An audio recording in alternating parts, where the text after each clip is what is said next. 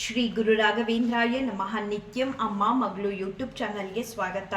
ಯಾರೆಲ್ಲ ಈ ವಿಡಿಯೋಸ್ನ ನೋಡ್ತಿದ್ದೀರಾ ಅವ್ರಿಗೆಲ್ಲರಿಗೂ ನಾನು ನಮಸ್ಕಾರನ ತಿಳಿಸೋದಕ್ಕೆ ಇಷ್ಟಪಡ್ತೀನಿ. ಇವತ್ತಿನ ವಿಡಿಯೋದಲ್ಲಿ ರಾಯರ ಚರಿತ್ರೆ ಮುಂದುವರೆದ ಭಾಗ ತಿಳಿಸ್ತಾ ಇದ್ದೀನಿ. ಅದರಲ್ಲಿ ಪತಿಗಾಗಿ ಪ್ರಾಣತ್ಯಾಗ ಮಾಡಿದ ಸರಸ್ವತಮ್ಮನವರು ಬಹಳ ಪ್ರೀತಿ ಮತ್ತು ಆದರಗಳಿಂದ ಶ್ರೀ ವೆಂಕಟನಾಥಾಚಾರ್ಯರ ಪತ್ನಿಯಾದ ಸರಸ್ವತಮ್ಮನವರು ಪತಿಯ ಸೇವೆಯಲ್ಲಿ ತಲ್ಲೀನರಾಗಿದ್ದರು. ಕಡು ದಾರಿದ್ರ್ಯದಲ್ಲಿಯೂ ದುಃಖವನ್ನು ಹೊಂದಲಿಲ್ಲ. ಅನೇಕ ದಿವಸಗಳ ಉಪವಾಸವಿದ್ದರೂ ಕುಗ್ಗಲಿಲ್ಲ. ಪತಿಯ ಬಗ್ಗೆ ಬೇಸರ ಮಾಡಿಕೊಳ್ಳಲಿಲ್ಲ. ಈ ಜೀವನ ಸಾಕು ಎಂದು ಕೂಡ ಹೇಳಲಿಲ್ಲ. ಆದರೆ ಯಾವಾಗ ತನ್ನಿಂದ ಪತಿಯು ದೂರನಾಗಿ ಹೊರಟನೋ ಆ ಕ್ಷಣದಿಂದ ಊಟವನ್ನು ಬಿಟ್ಟರು, ನೀರು ಕುಡಿಯುವುದನ್ನು ಬಿಟ್ಟರು, ನಿದ್ರೆಯನ್ನು ಬಿಟ್ಟರು. ಸಮಸ್ತ ಜಗತ್ತು ಅವರಿಗೆ ಶೂನ್ಯವಾಯಿತು. ತಾನು ಬದುಕಿ ಪ್ರಯೋಜನವಿಲ್ಲವೆಂದು ನಿರ್ಣಯ ಮಾಡಿದರು. ಪರಮಂಸಾಶ್ರಮವನ್ನು ಸ್ವೀಕರಿಸಲು ಹೊರಟ ಪತಿಯನ್ನು ಮನಪೂರ್ವಕವಾಗಿ ತಡೆಯಲಿಲ್ಲ. ಅವರ ಅಭಿಪ್ರಾಯಕ್ಕೆ ವಿರುದ್ಧವಾಗಿ ನಡೆದುಕೊಳ್ಳಲಿಲ್ಲ.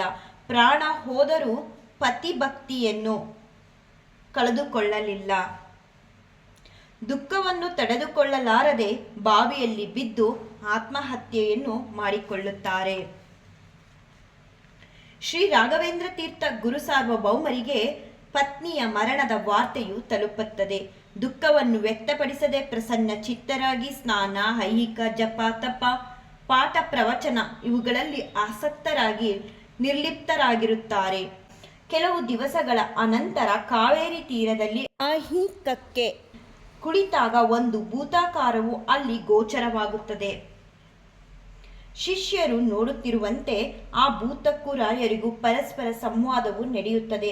ಆಗ ರಾಯರು ನೀರನ್ನು ಕೈಯಲ್ಲಿ ಹಿಡಿದು ಮಂತ್ರದಿಂದ ಅಭಿಮಂತ್ರಣ ಮಾಡಿ ಆ ಪ್ರೇತದ ಮೇಲೆ ಪ್ರೋಕ್ಷಣೆ ಮಾಡುತ್ತಾರೆ. ಆಗ ಸರಸ್ವತಮ್ಮನವರ ಪ್ರೇತತ್ವದ ಜನ್ಮವು ಪರಿಹಾರವಾಗುತ್ತದೆ. ಪ್ರೇತತ್ವ ಕಳೆದೆ ಮಹಿಷಿಯ ಶ್ರೀ ಜಗನ್ನಾಥ ವಿಠಲನ ಪ್ರೀತಿ ಪಾತ್ರ.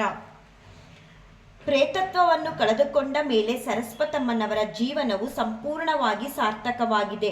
ಅವರ ವಿಶೇಷ ಸಾಧನೆಯನ್ನು ಭಗವಂತನು ಸ್ವೀಕರಿಸಿದ್ದಾನೆ. ಅವರಿಗೆ ಉತ್ತಮ ಸದ್ಗತಿಯನ್ನು ನೀಡಿ ಅಪಾರವಾದ ಪುಣ್ಯರಾಶಿಯನ್ನು ನೀಡಿದ್ದಾನೆ. ಪತ್ನಿಗೆ ತನ್ನಿಂದ ದುಃಖವಾಯಿತು ಎಂಬ ಚಿಂತೆಯೂ ಕೂಡ ರಾಯರಿಗೆ ದೂರವಾಗಿದೆ. ಗುರುಗಳ ಜೊತೆಯಲ್ಲಿ ಪ್ರೇತದ ಸಂಭಾಷಣೆ ಹಾಗೂ ಸರಸ್ವತಮ್ಮನ ಪ್ರೇತತ್ವದ ನಿವಾರಣೆ ಈ ಎಲ್ಲ ವಿಷಯವೂ ಕಿವಿಯಿಂದ ಕಿವಿಗೆ ಹಬ್ಬಿದೆ. ಪುರಜನರು ಆಶ್ಚರ್ಯ ಆನಂದಭರಿತರಾಗಿ ರಾಯರ ಗುಣಗಾನವನ್ನು ಮಾಡಿದ್ದಾರೆ. ರಾಯರು ಸಂಸಾರಕ್ಕೆ ಮೋಸ ಮಾಡಿದರು. ತನ್ನನ್ನು ನಂಬಿ ಬಂದ ಪತ್ನಿಗೆ ಅನ್ಯಾಯ ಮಾಡಿದರೆಂದು ಹೇಳಬಾರದು. ಎಷ್ಟೋ ವಿಚಾರಗಳು ನಮಗೆ ಅರ್ಥವಾಗುವುದಿಲ್ಲ. ಬದುಕುವುದೇ ಮುಖ್ಯವಲ್ಲ, ಬದುಕಿನ ಸಾರ್ಥಕತೆ ಬಹಳ ಮುಖ್ಯ. ಸರಸ್ವತಮ್ಮನವರು ಈಗ ಕೆಲವು ಕಾಲ ದುಃಖವನ್ನು ಅನುಭವಿಸಿದರೂ ಕೂಡ ಪ್ರೇತತ್ವವನ್ನು ಕಳೆದುಕೊಂಡ ಮೇಲೆ ಅಪಾರವಾದ ಸುಖವನ್ನೇ ಅನುಭವಿಸಿದ್ದಾರೆ. ಪೂರ್ಣವಾದ ನೆಮ್ಮದಿಯನ್ನು ಹೊಂದಿದ್ದಾರೆ. ರಾಯರ ಪೂರ್ವಾಶ್ರಮದ ಪತ್ನಿತ್ವವೆಂಬ ಮಹಾಸಾಧನೆ ಅವರದಾಗಿದೆ. ಇವತ್ತಿನ ವಿಡಿಯೋದಲ್ಲಿ ಇಲ್ಲಿವರೆಗೂ ಹೇಳಿ ನಿಲ್ಲಿಸಿರ್ತೀನಿ. ಮುಂದಿನ ಭಾಗನ ಇನ್ನೊಂದು ವಿಡಿಯೋ ಮೂಲಕ ತಿಳಿಸ್ತೀನಿ. ರಾಯರಿದ್ದಾರೆ, ರಾಯರು ಎಲ್ಲರಿಗೂ ಒಳ್ಳೇದು ಮಾಡಲಿ. ಶ್ರೀಕೃಷ್ಣ ಅರ್ಪಣಮಸ್ತು.